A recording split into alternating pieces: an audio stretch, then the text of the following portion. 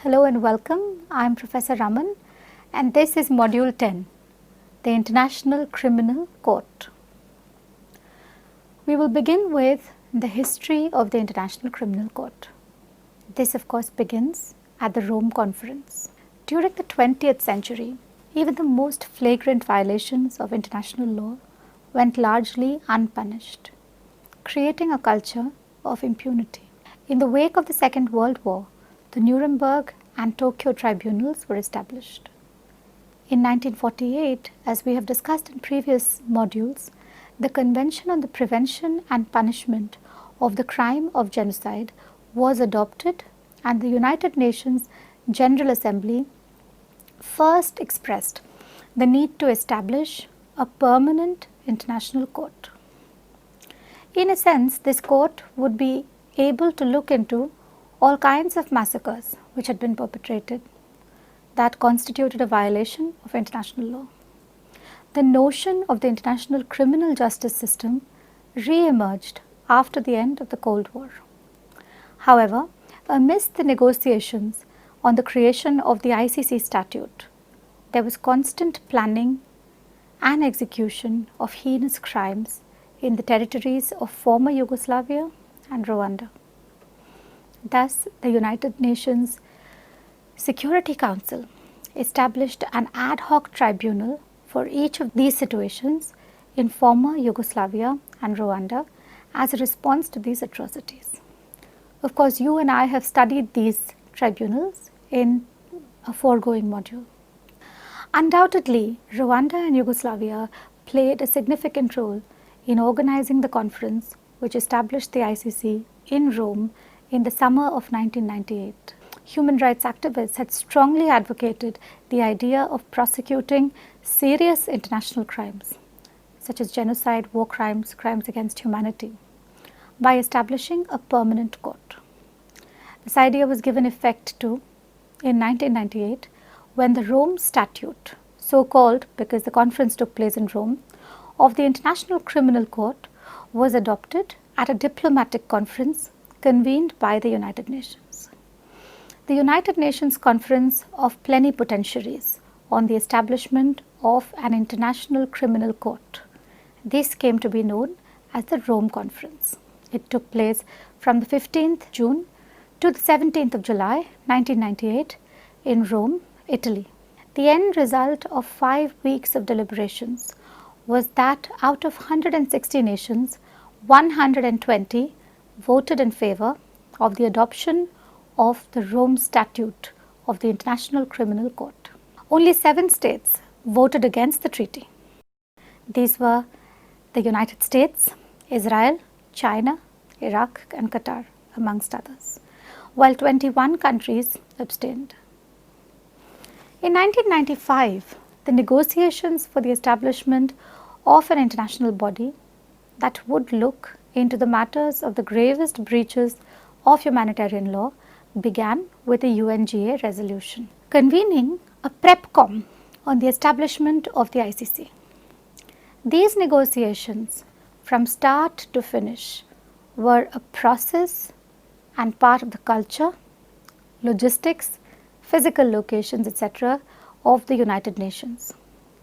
This characteristic profoundly affected the other aspects of negotiation, such as who would be the primary actors, who are the non-governmental organizations, and most importantly, the physical and financial resources to be dedicated to this new body.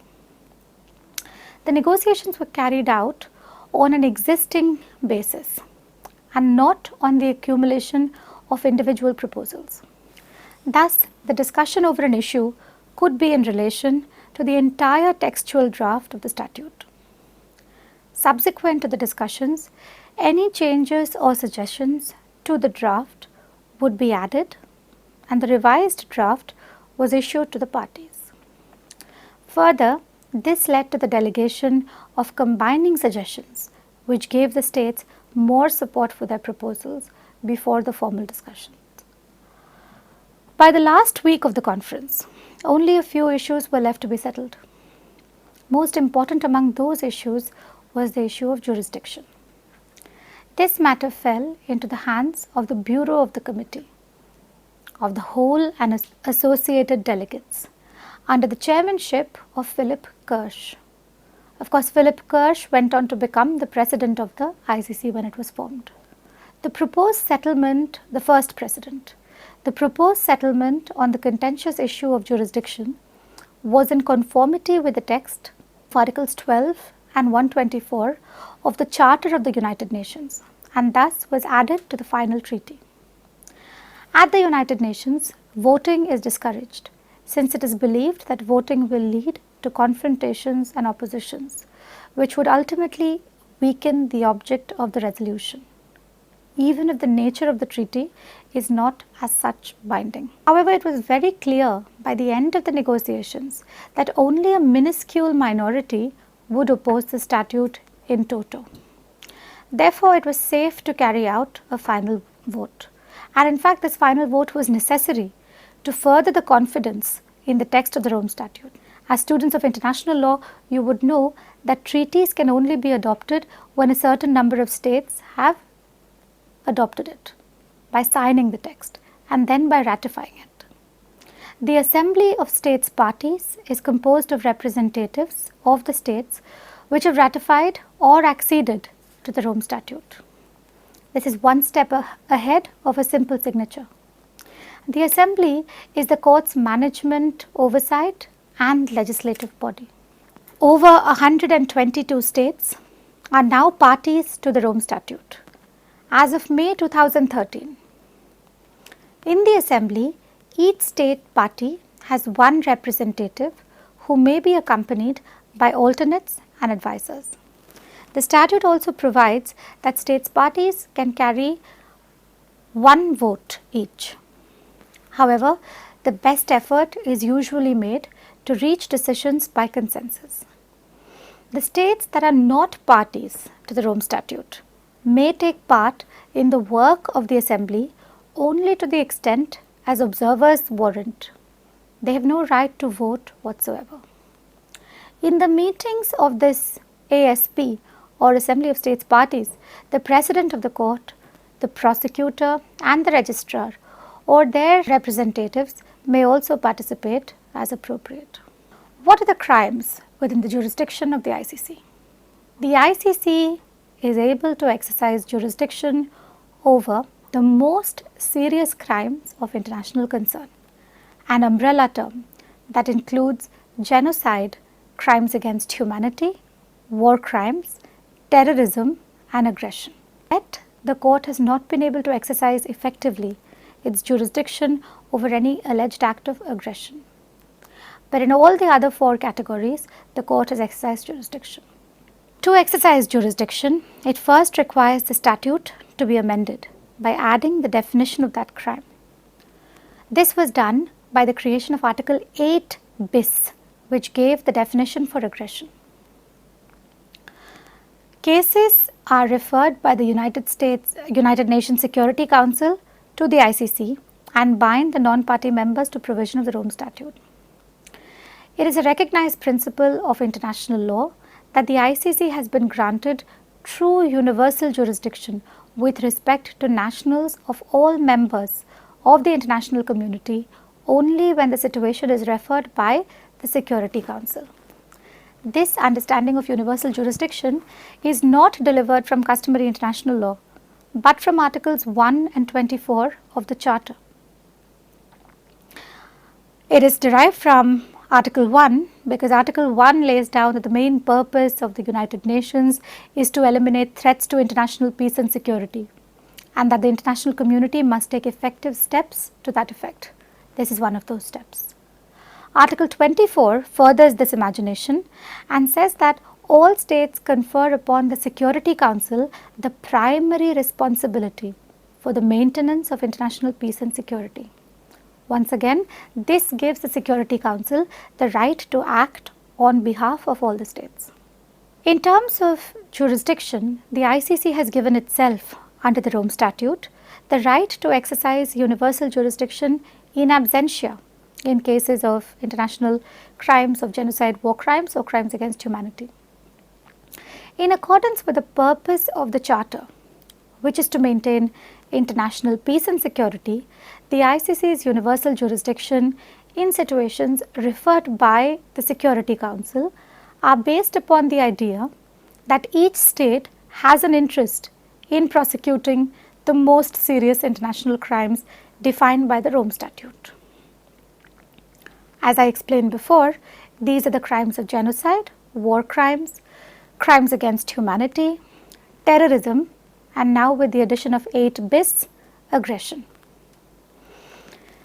In the case of Bosnia and Herzegovina versus Yugoslavia, the International Court of Justice was of the opinion that the obligation of each state to prevent and punish the crime of genocide is not territorially limited. This raises an interesting challenge to the use of the ICJ as a mechanism for prosecuting international crimes. When the case is being investigated or prosecuted by a state which has jurisdiction over it, the ICC cannot intervene. Secondly, when a case is being investigated by a state which has jurisdiction over it and the state has decided not to prosecute the person concerned, the ICC has to first preclude the possibility that the state is unwilling or genuinely unable to carry out the investigation or prosecution before it can admit the case. And thirdly, if the person concerned has already been tried for the conduct which is the subject of the complaint, the principle of ne bis in idem. And fourthly, if the case is not of sufficient gravity to justify further action by the court. Thus, the key consideration for the court to admit a case is whether a state is unable or unwilling to investigate or prosecute a case that either falls within their own jurisdiction naturally or under universal jurisdiction. The criteria for what this means, what is this inability, are clearly provided in Article 17, Clause 3 in an objective way. There have been multiple attempts for creating an international tribunal with primacy and supremacy. With the enactment of the Rome Statute, the international community took its first steps towards the institution of a permanent court with supranational jurisdiction. The Rome Statute of the International Criminal Court is considered as a major landmark in the development of international criminal law to provide for accountability. The statute in its preamble affirms that the most serious crimes of concern to the international community as a whole must not go unpunished. It is therefore a codification of the consensus among states that the culture of impunity must end. It is also a codification of existing customary international law as far as the crimes of genocide, crimes against humanity, and war crimes, crimes that have collectively shocked the consciousness of mankind and affected and debilitated the interests of the international community towards peace as a whole. The prohibition of these crimes has become part of the fabric of jus cogens, and every state has therefore an obligatio erga omnes to punish it. This comes from the lore of universal jurisdiction and the understanding that jus cogens offences are violations of peremptory rules of international law. Who are the members of the ICC? Membership is available to only those sovereign states that have ratified or otherwise become party to the Rome Statute. The process of ratification is not laid down by the Charter. Paragraph 10 of the Rome Statute lays down that the International Criminal Court shall be complementary to national criminal jurisdictions. Article 1 of the Rome Statute provides that an International Criminal Court is hereby established and that it shall be a permanent institution and shall have the power to exercise its jurisdiction over persons for the most serious crimes of international concern, as referred to in the statute, and shall be complementary to national criminal jurisdictions.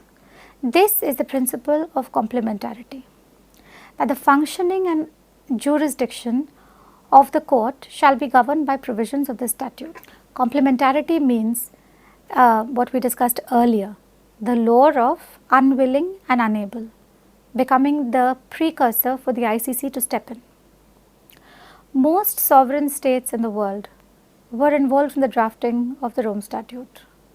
So, on the one hand, the court exercises jurisdiction over major crimes, and simultaneously its scope is restricted by the principle of complementarity, as national jurisdiction comes first and the ICC is the second. This was a deliberate move to give individual states the onus to prosecute, failing which the preamble of the statute expresses that the consent of states parties to establish a permanent court with an ultimate objective to put an end to impunity for the perpetrators of these crimes.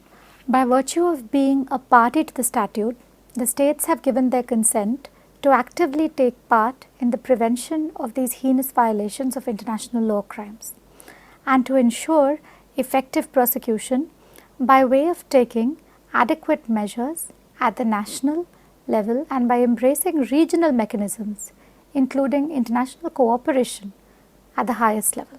Most importantly, the permanent court's idea of complementarity comes to reinforce the importance of national criminal jurisdictions in situations where trial procedures may either not be available or may be politically rendered ineffective.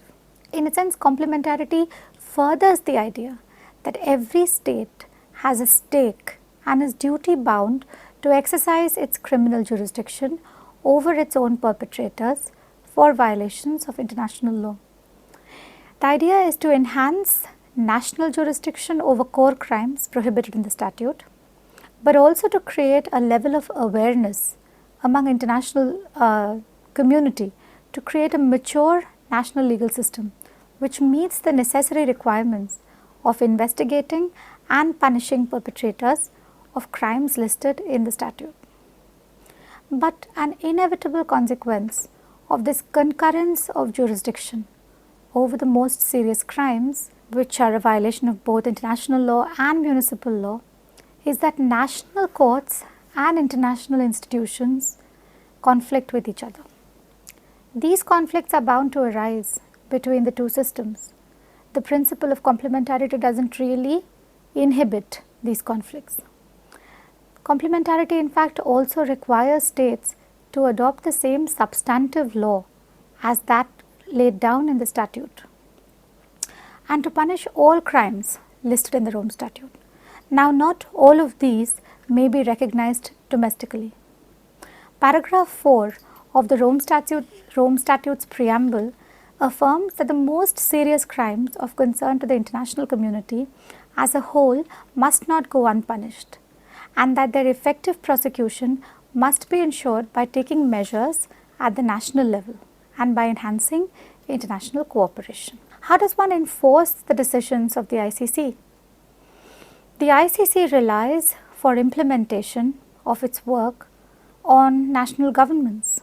International community is quite critical about it because the ICC's decisions don't mean anything. Lacking an enforcement mechanism of its own, the ICC depends on two elements to ensure that its decisions are more or less implemented.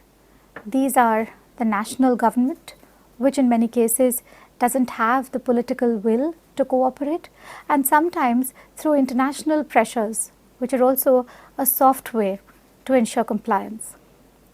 Essentially, this lack of an enforcement mechanism mimics the same realist challenge that plagues international law in general. Without a permanent and effective enforcement mechanism, how can international law be law? Thinking about this question is a good point to end this module on understanding the International Criminal Court. Thank you.